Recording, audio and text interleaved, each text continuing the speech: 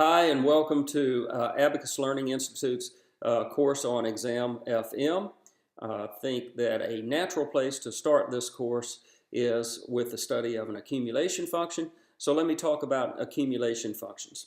So an accumulation function is a function I'm thinking of as a function of t, a function of time. And a of t then represents I'll go through all of that. That's actually something that's going to be written down. And so a timeline, let's look at a timeline for something like this. So if at time 0 I put in $1, then at time t I'll have more than $1. And how much will I have? Well, it's going to depend on what that time value is, and that's what a of t is representing. So if instead of $1 I have in the account, if I have now C dollars in the account, then the C dollars will accumulate to C times A of t.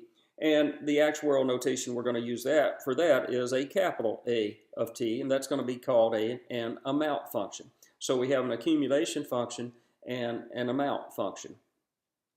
And then if we're talking about moving money around from time, say, k to time n, well, per dollar invested at time 0, that dollar would accumulate to an amount A of k at time k and an amount A of n at time n. And so what if I wanted to accumulate from time k to time n?